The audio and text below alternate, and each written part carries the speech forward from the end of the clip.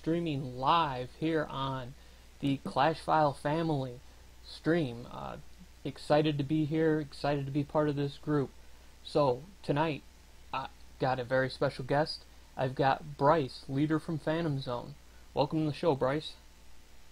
Thanks, man. How's it going? It's going pretty good. So, why don't you go ahead and tell us about yourself and where you're at in the game, and we'll get started.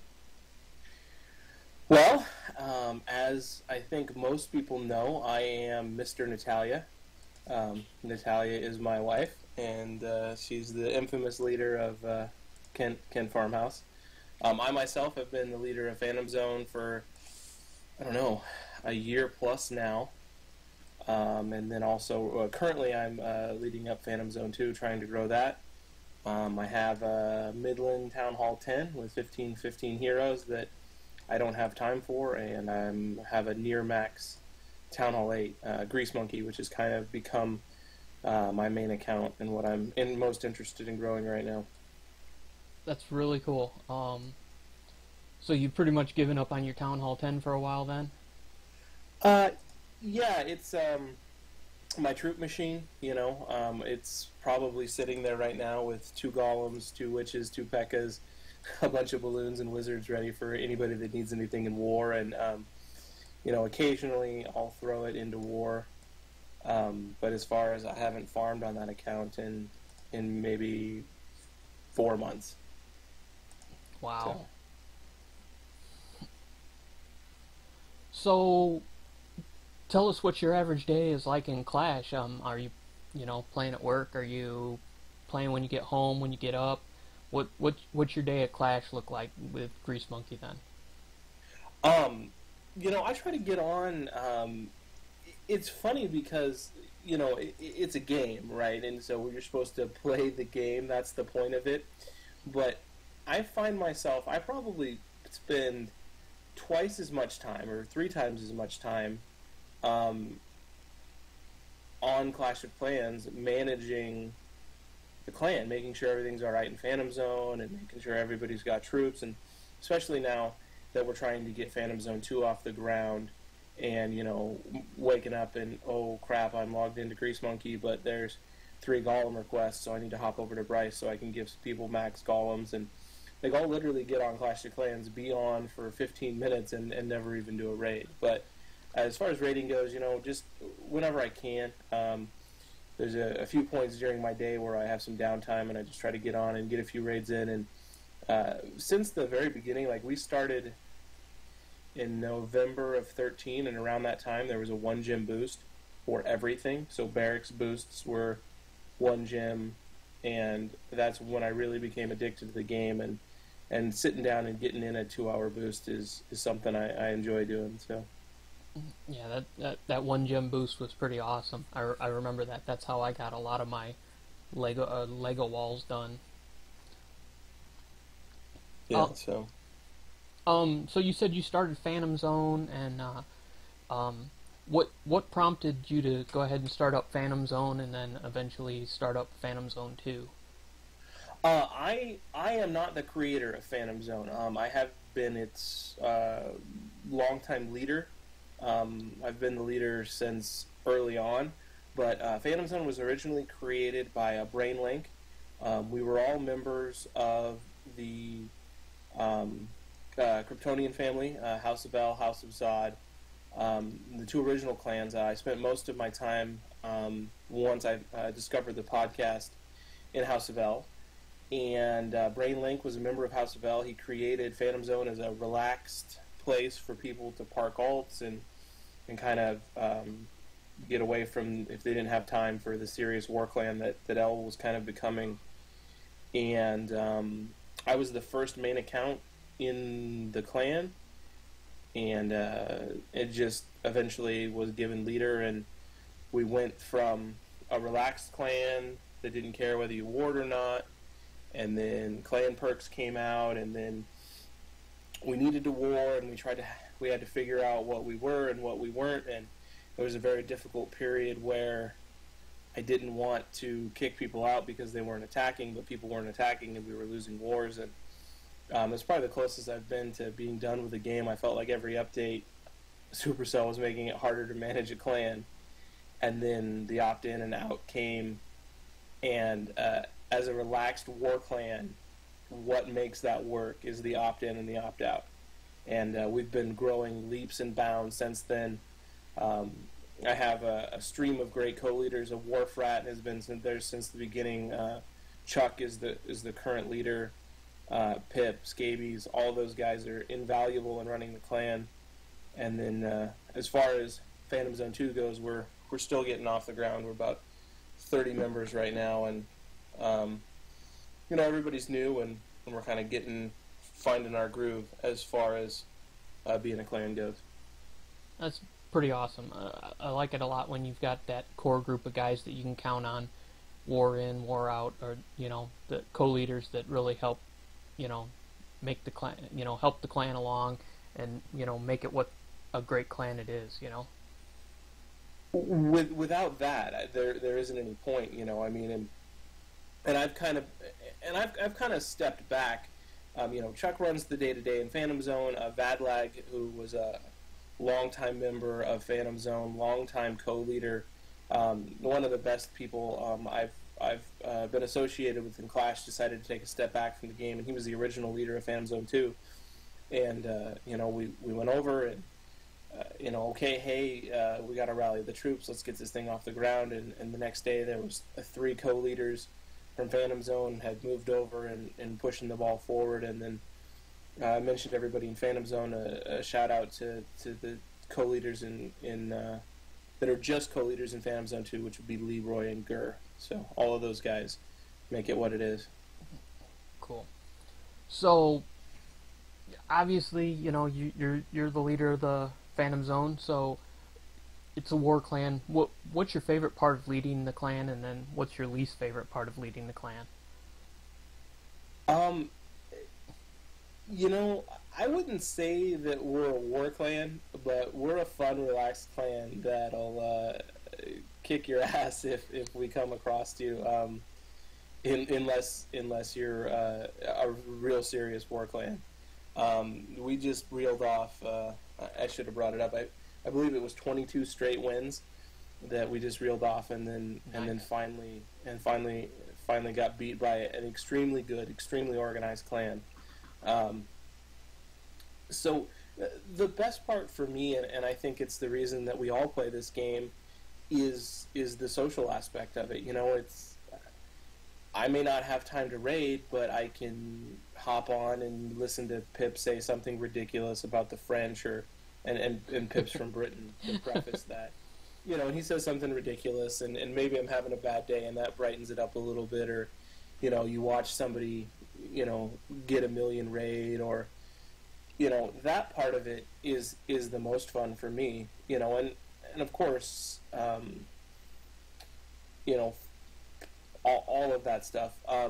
And like I touched on, there was a point when leading a relaxed war clan was impossible. So now that we've moved on and everybody can choose, and you can kind of have a core group of guys that enjoy war, you can have 25 guys that enjoy war, and that's kind of where our wars are at in Phantom Zone, 25, 30, 20 sometimes, that love to war, and you can war, and you get all the perks, and everybody gets to all that cool stuff, and the other 30 people can be farmers who we like to hang out with, and it just makes it really awesome.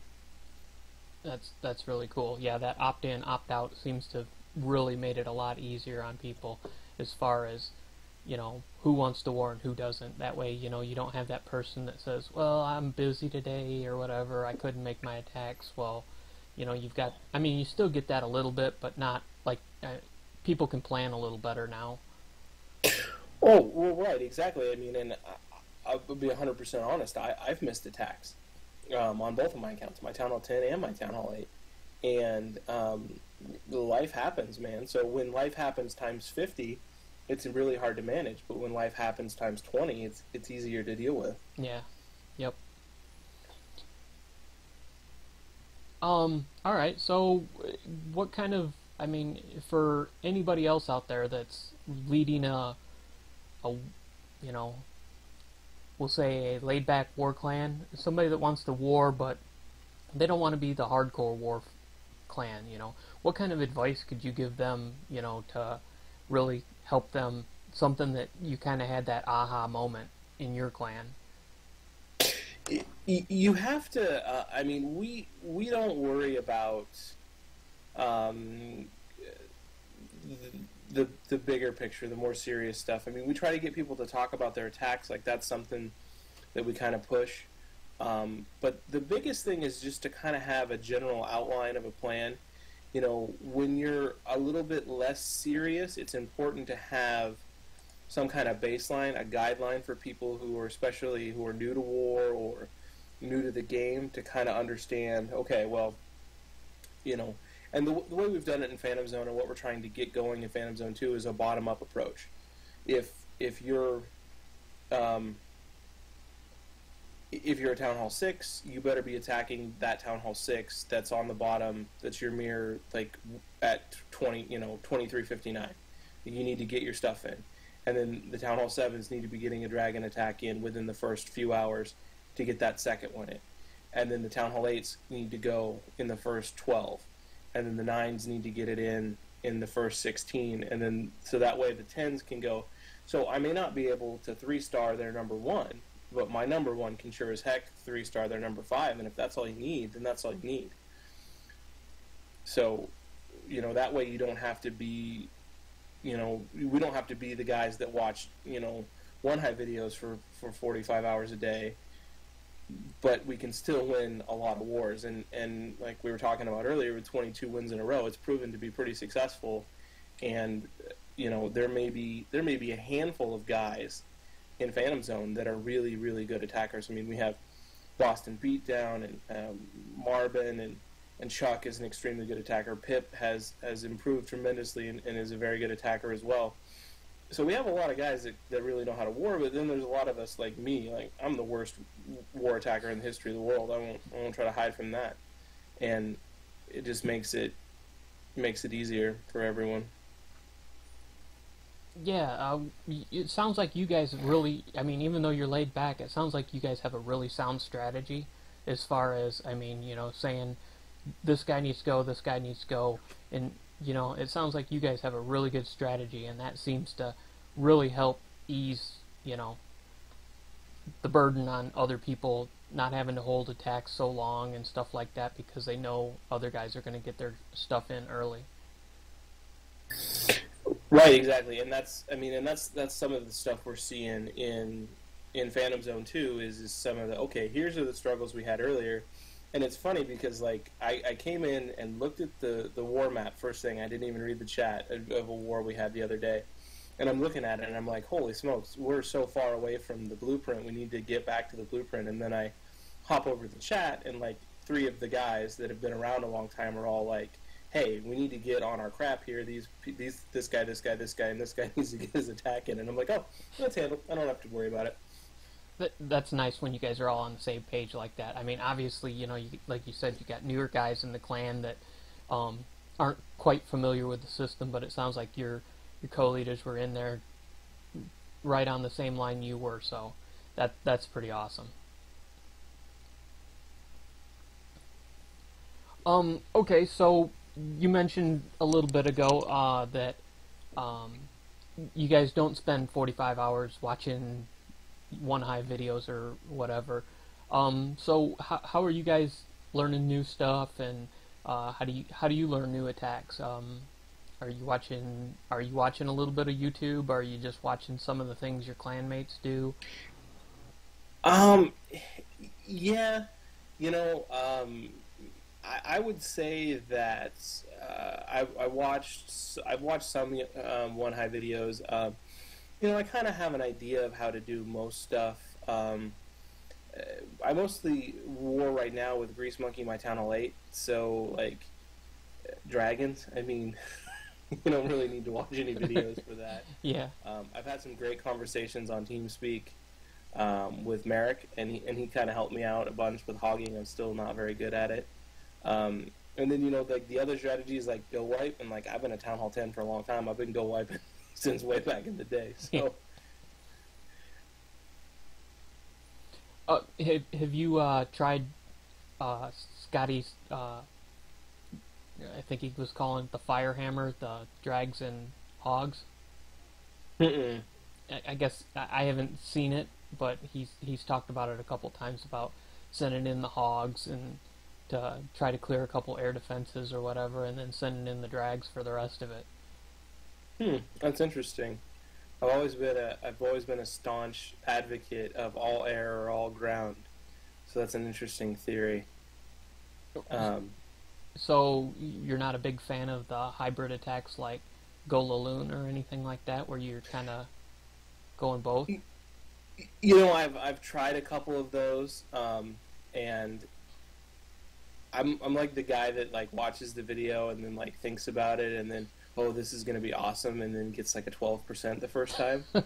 So like Jake has a video. It's how to go Valoon at Town Hall 8, and I need to watch it again. And it's an interesting strategy, and I'd like to try it, but that would be kind of my first foray into the back end loon deal or whatever.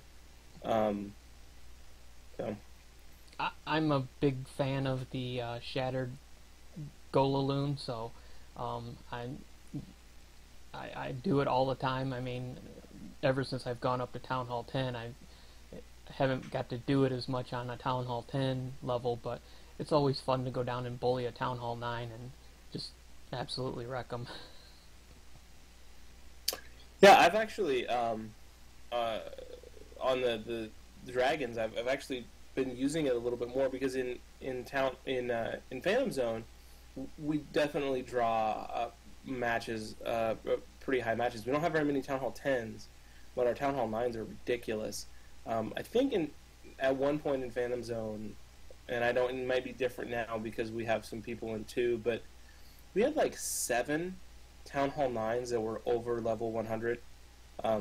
So our crew of Town Hall 9s is just crazy, and we draw a pretty good matchup. So level 6 air defenses is pretty much standard at Town Hall 8. But now that I'm in Phantom Zone 2, and it's a little, they're little baby wars, and sometimes you draw against clans that aren't as upgraded, getting back into the dragons, and for a long time it was dragons and lightning, lightning on 1 AD, but I've been using dragons and rage again, Drage, I guess, and I've had some pretty good success with that lately too. So That's really cool. Yeah, I've got a mini that I can never seem to get over to, because right now, like I said, I just went to Town Hall 10, so I've got a lot of stuff to upgrade, and my heroes are a little behind. I'm 27 king, or my king's going to 27, and my queen's 25. So I've got a little ways to catch up on her, but I didn't have anything left to spend gold and elixir on, so that's why I pulled the trigger and went to 10. But my mini, right now it's sitting in the Clash Files event clan, holding the spot there, and I just can't seem to get on there. I just hop over there, do an attack, and that's every once in a blue moon, but I usually get raided so much that I can't seem to get the loot enough to do any upgrades over there. it's tough, man. Like when Grease Monkey came out of, and I made it at some point, and I don't really remember when. I'm sure I can go look at my gold storage achievement and figure it out. But I made it like maybe in November, I think, of last year, and it just sat there and it never did anything. Maybe Town Hall 3 or 4. And then that stupid Dragons and Barbs event during the Super Bowl that everybody thought was silly. Well, it turns out at Town Hall 4, like 140 barbs or whatever it is pretty sweet. And they were created in like, whatever. You didn't even have to boost, and you could raid constantly. And that's where it came from. Was I was just raiding constantly with just all the barbs, and it was really fun. It was like how you play, like back when I started in November of 2013, I probably played for 3 months and never even built an archer because I was like, why? I got my little Hulk Hogan's. I don't need any archers. Little Hulk Hogan's. Yeah, I remember I'd be sitting there doing Barch, and it was just like literally a conga line of barbs coming out, so it was like one barrack of barbs, the rest archers just to keep up. Right, yeah, yeah. And see, I don't even need the archers. Let's just go straight barbarians.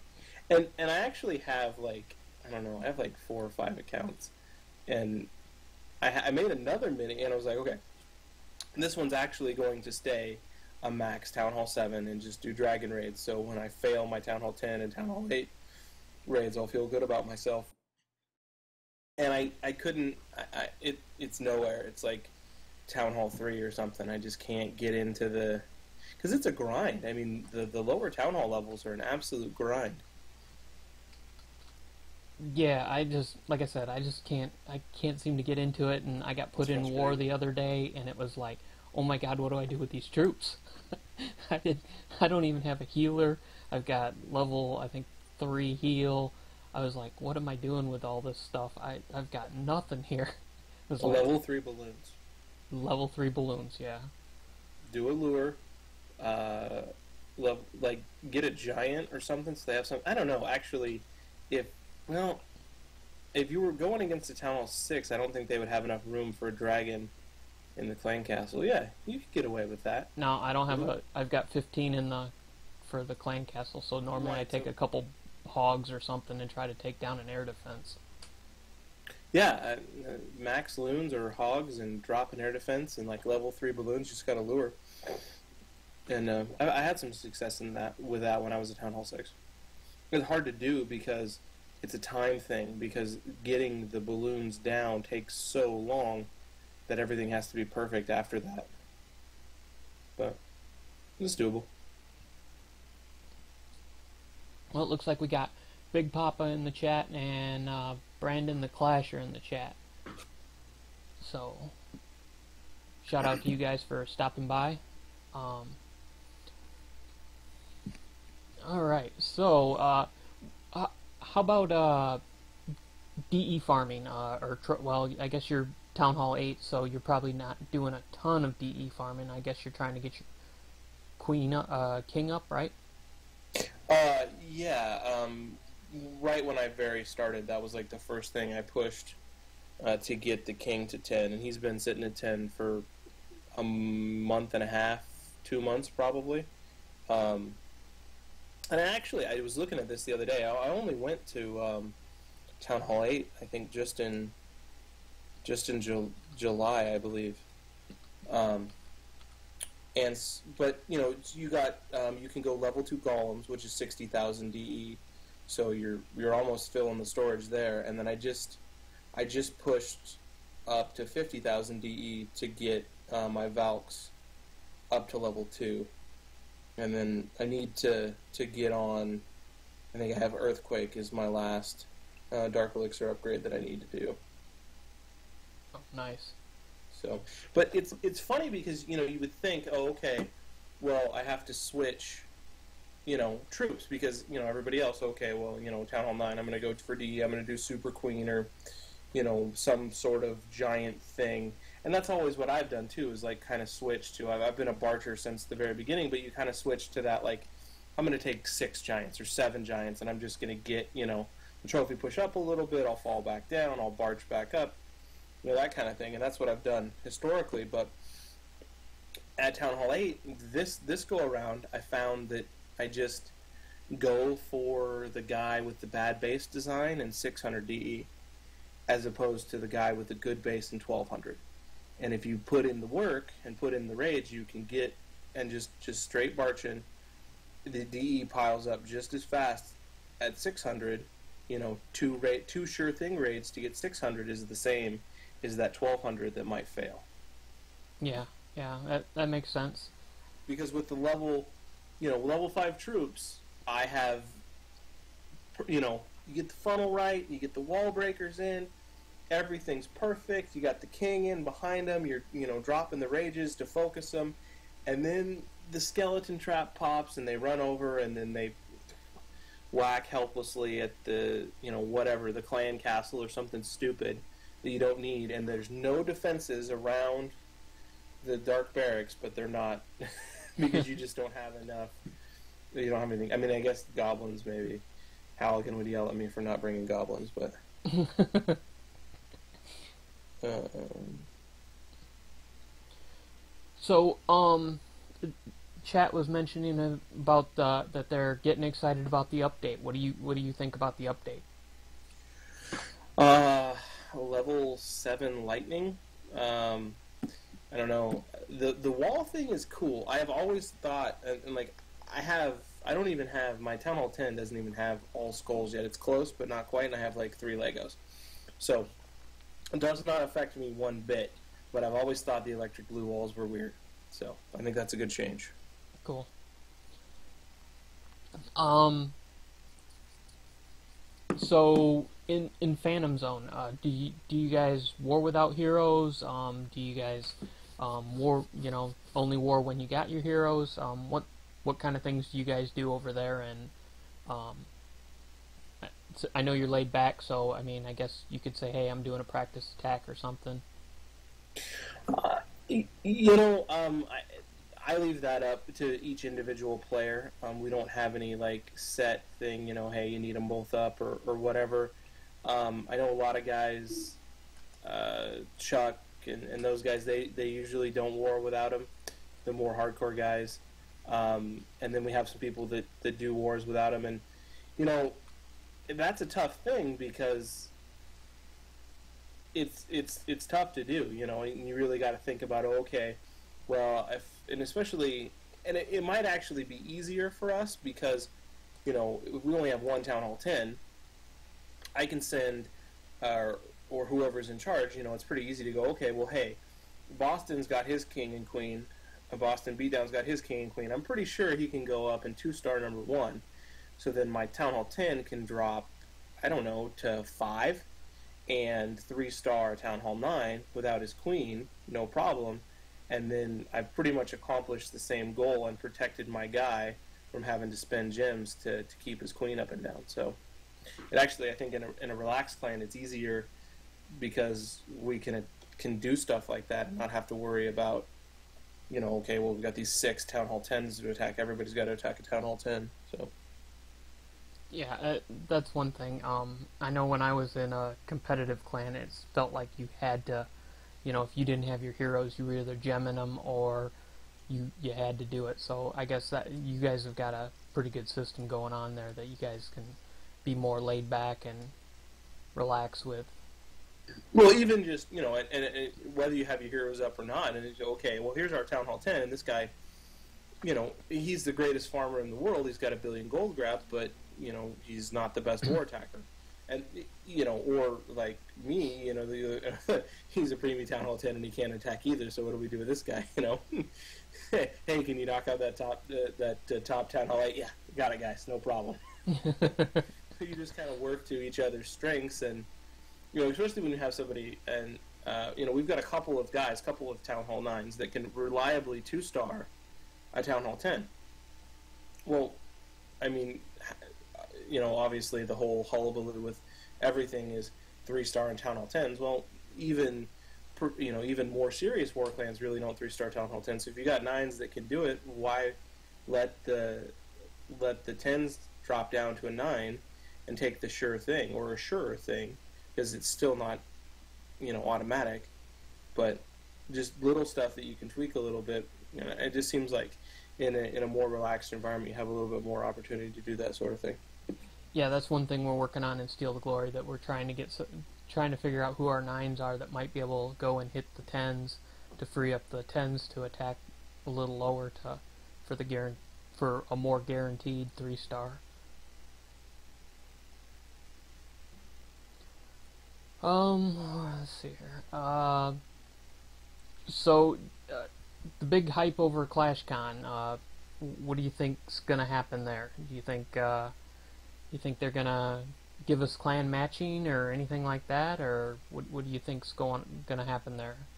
I just was talking to Natalia about that, and the last sneak peek is that there's no ties, I guess, which is funny because we just tied in Phantom Zone 2.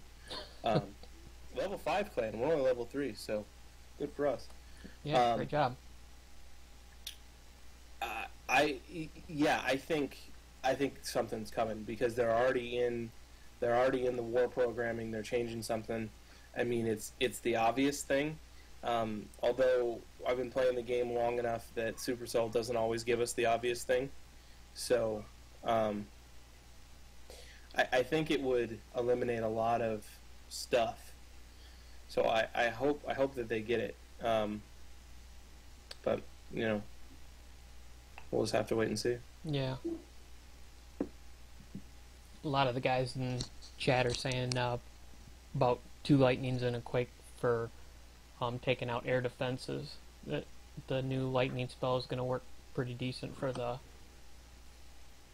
lightning, and then also talking about Town Hall 11. Now, is that something that interests you at all, just because you've got the maxed out Town Hall 10? Well, I mean, it's not maxed. I mean, I have maxed troops short of Valks and, I don't know, like wall breakers and goblins, but like the troops that you use are all maxed. Although Valks have became a much bigger thing recently, and like 15 heroes.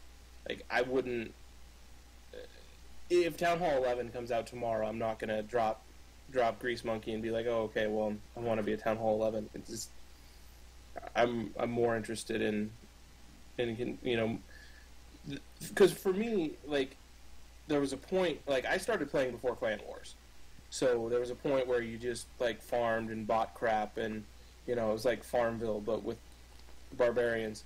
And you know, walls didn't matter because everything was dragons and balloons, and you know, it was all about being in Town Hall 10 and getting the Inferno Towers, and the game is so vastly different now than what it used to be.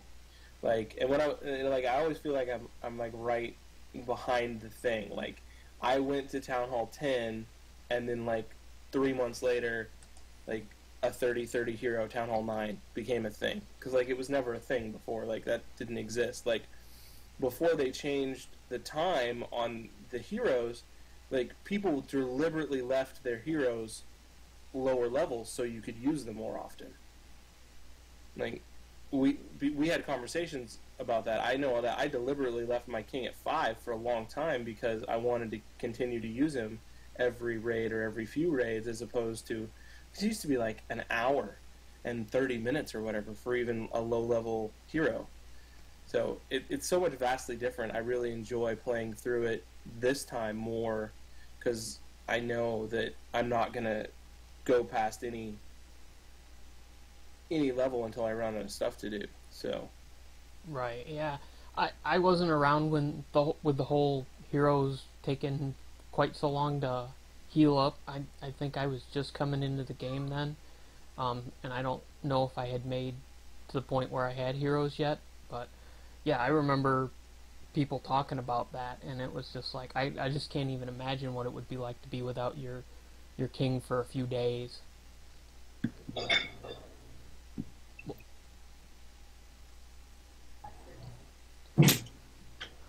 Alright. Oh, if we talk back, I heard you on Scotty's special episode 25, talking about pushing with you and Nat. Are you going to be taking part in Scotty's Zero to Hero pushing event that he's got planned? you know, I really should be. That sounds fun, and I've wanted to push as a Town Hall 8, and I'm to the point where I think I can. And you know, honestly, I'm not, like, we just switched over to GroupMe, and I haven't like had the time to sit down and get added to all the different groups, and I heard about it from you, but I'm gonna get into it and try to get signed up for it, because I'm assuming it's dropped to 0 and see how high you can go. It's dropped as low as you're comfortable with, and then I guess the biggest difference between your low and your high is how you're going to win. Oh, okay. So the lower you're willing to go and the higher you're willing to go, probably be better. I think it's actually harder to go low. It actually, yeah, it seems like sometimes it's like if you drop a troop and break one building, you get 30 trophies when you get down so low. Yeah, it's rough to get down to 0. because I tried the whole sub 200 there for a little while when I was um, grinding out some walls and stuff. I said, well, let's go down here and see where all these abandoned bases are. And I was down there, and it was like near impossible not to get trophies. You were always popping over 200. It was like it was designed just so you could get out of that hole. Right, exactly. And I've never really found, I mean, I've tried it at all different levels, and like I'm all about silver, man. Like I live in silver. Like that's always been my. Like I'm up in gold too right now, but the last couple of boosts I've done haven't been very successful. I think it's time to head back to silver and do some farming. Yeah, I think I'm going to have to head back down. Right now I'm sitting in Masters 1 with my Town Hall 10, and I was actually trying to push the champs, and I got within that last 50 to 100 and failed a couple raids. A lot of that was my defense that got me up there, but it was a lot of defenses, but it was just failed raid after failed raid, and it was like, oh, come on, seriously? Yeah, patience is never been one of my strong suits, but I think. Oh, sorry about that. I think with my original Bryce, I think back when I was at Town Hall 7, we did a push when we were still with the Bad Rabbits. I think I made it into like Crystal 2 or something as a Town Hall 7, and like that's my pushing hero story. That's like as good as it gets. And like I've been to Masters 2, maybe. I think maybe Masters 3. I don't know. Not the world's greatest pusher. I certainly haven't been at Town Hall 9 champs like Natalia has, but it's fun. So Halligan's making fun of your ringtone. oh. Well, speaking of Bad Rabbits, you mentioned also on that episode about Traff being in Bad Rabbits. How's he doing in Clash? Yeah, that's for everybody out there. That's my dad, and he's a clasher. I don't even know if he's in a clan right now. He was in Kent for a long time, and was super active, a big time donator, and he I think was a almost max Town Hall 9 with 2020 heroes, and then he went to Town Hall 10, and we don't talk about it as much. I think he's kind of taken a little bit of a step back. He's cranberry farmer, so it's a very busy time of the year, but he's still clashing. That's really cool that you guys got that you can talk about a little bit, and yeah, because I know my dad's not a very technical guy, and I couldn't even imagine him sitting down trying to play Clash of Clans on his phone. So. Oh no, it totally blew my mind. Like when he called me, he was like, "Hey, I'm playing Clash of Clans. What do I do?" And it was funny because like during the whole time when he started playing, like I was like having a bunch of issues with my car, so I would be calling him and be like, "Hey, this is going on. This is going on," and he's like, "Okay, well it could be this. You can check this. Okay," and then he's like, "Hey." What should I upgrade first? That would be a pretty cool conversation to have yeah, with your so that was cool. That was cool. So, yeah, now, I mean, I don't know for sure, but what did your mom think about that? You guys sitting? I mean, was that like holiday discussion? You guys are sitting across the table, and hey, pass the turkey, and by the way, what do I need to upgrade on Clash of Clans? Well, I don't know so much about that, but my grandma, which is my dad's mom, certainly gave us a lot of guff about it. And originally, like when he first started playing, I was trying to find a clan, and I'd kind of hopped around from Bad Rabbits to Chicken Feet. I think I was in for a little while, and then I wasn't in a clan, and so it was. I had conversations with her about being a clan hopper and all this different stuff. It was pretty entertaining. Yeah, I'd imagine that could be. So, speaking of family, you mentioned earlier that you have a real life Clash wife, Natalia. Do you guys have a gem budget? I mean, do you guys have your own, or I mean, is that something if you're not comfortable talking about that she may hold against you? There is an archive on this, so she can review it later. No, no. Yeah, I mean, we're not crazy. Neither one of us is crazy with the gyms. I mean, we mostly use them to boost. Um, you know, we both, is we're not buying.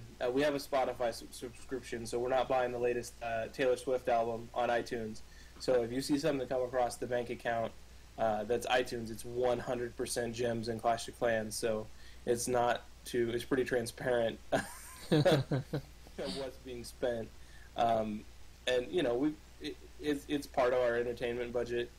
And what's funny is I bet that because everybody's story is oh, hey, you guys are so lucky that you both play and you understand, and I guarantee you that at different points, because we've been playing for closing in on 2 years now, at different points in the history of our playing Clash of Clans, at some points Natalia's been very into it, some points I've been very into it, and it's kind of back and forth. We have all the same fights that everybody who has non-Clash spouses do, probably about the same thing, and we both play, so it's kind of funny.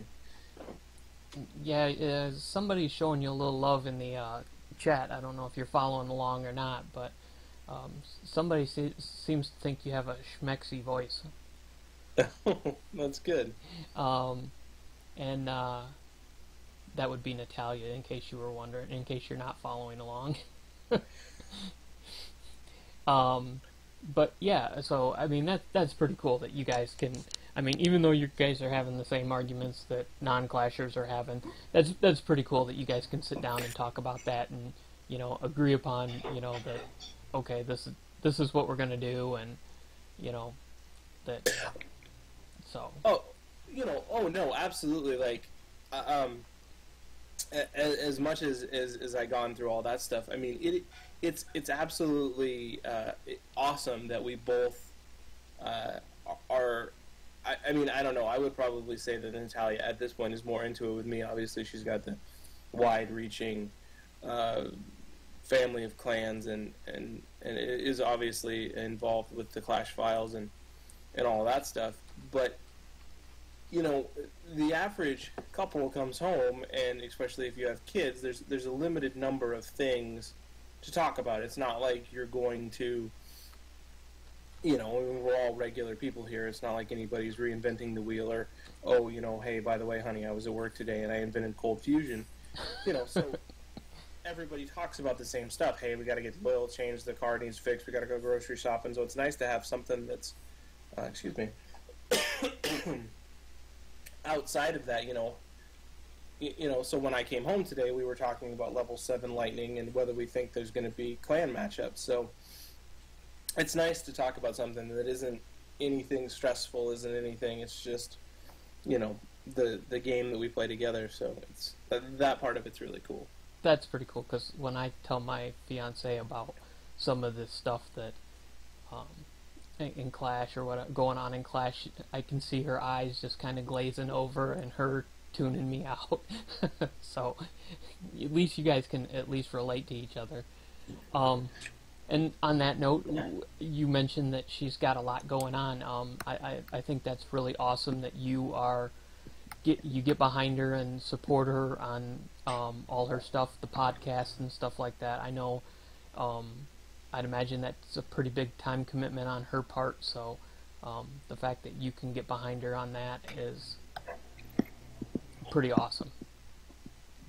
Oh yeah, no, I mean it's you gotta have different interests, and even though we have a shared interest, I mean anything, and then she's created the website, and that kind of ties in with her job, and it's really awesome to see the quality of the site, and now that Phantom Zone is also kind of, well, not kind of, it is under the umbrella of the Clash Files family.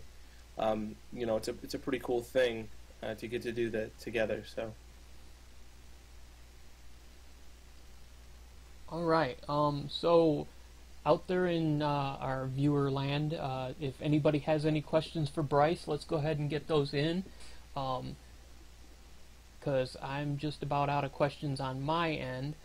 How about you, Bryce? Do you have any questions or anything like that for me, or for that you want to throw out to, or say anything that you want to, anything you want to add to the show here? No. I appreciate you having me on. It's awesome. I enjoy the opportunity. Just nothing too much. Okay, great. Yeah. So I guess while we're waiting for any questions that might come in, do you have anyone you want to buy around for? Which is my way of saying shout out. So. Anyone you want to buy around for? I can go on for days with shout outs. The number one thing, for me anyways, is always Scotty827. He started this whole thing, and I might have quit playing Clash of Clans if it wasn't for the original Clash of Clans podcast. So you got to start there. My number one co-leader always has been and always will be W4rblade, and he took a step back from the game, and it was weird. I'm like, this is a guy I've never met, I've never talked to, and I'm like, I'm upset about this. So W4rblade has been there since the beginning. Chuck, who is the day-to-day guy, is taking care of Phantom Zone. Couldn't ask for anybody better to be the leader over there. Scabies, Pip, both long-time co-leaders. And then you got Leroy and Gurr, who are co-leaders in Phantom Zone. And then big shout-out to Burnt the Cake, who's a Kent refugee, who has come over to relax a little bit, and he's been a huge addition to Phantom Zone 2 as well. That's pretty cool.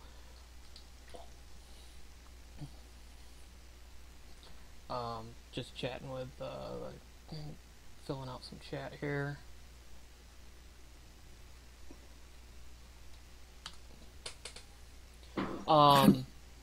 Okay, so if people want to apply to Phantom Zone or Phantom Zone 2, how can they do that, or how can they reach you? They can find us in the game, search Phantom Zone, and they come together. They're right next to each other. There's a bunch of Phantom Zones, but generally in the search, Phantom Zone and Phantom Zone 2 pop up right next to each other. Black and Yellow Shield, Phantom Zone is a level 6 clan, and Phantom Zone 2 is a level 3 clan.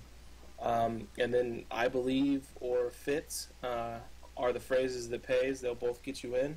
And then also you can apply through the Clash Files website in the clan section.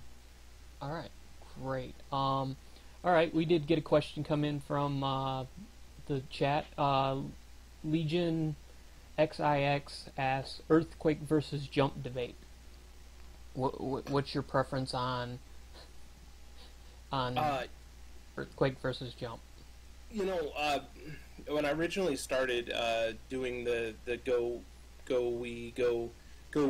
wipe attacks, go we wipe, whatever, it was always about the jump. And it's always been a hit or miss. I always put the jump in the right spot, and then I screw up the funnel, and they go away. And when the earthquake spell came out, I actually did have a period that I was doing a bunch of those attacks and had some success and some not success, and so I would probably say jump. All right. Yeah,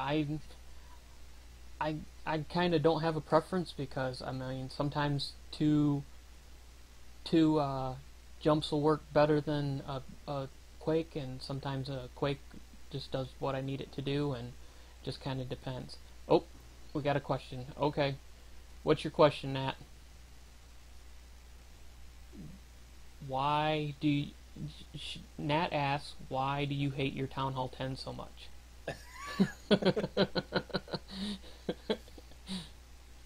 Uh, well, actually, I can tell you exactly why. I changed jobs just about a year ago, and I went from having a lot of time working 8 hours a day every day and being able to play Clash as much as I wanted to not having that much time. And before they changed the matching system, and not the war matching system, but the good old fashioned find a match online and do some farming matching system, it was tough to find a raid as a Town Hall 10, especially I'm like a gold and silver guy, and like to farm a little bit lower, and you would have to hit next like 15 times, and you don't have enough time during a bathroom break when you're actually supposed to be working to get a raid in. So I made the second account, and it just kind of snowballed, and then the thing became, these elite Town Hall 9s, and that just the direction I went in. Okay. Now, you said you don't do a lot of farming on your Town Hall 10 account anymore. Have you noticed a big difference with since they've done that update where you're finding more of the same sort of town halls or whatever, that it's gotten easier to find a good match or find more loot? Oh yeah, absolutely. It changed it completely.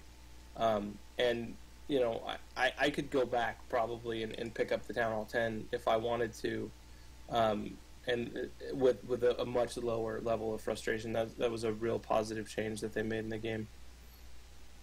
Yeah, I thought it, at least for me, it seemed like it was a big improvement.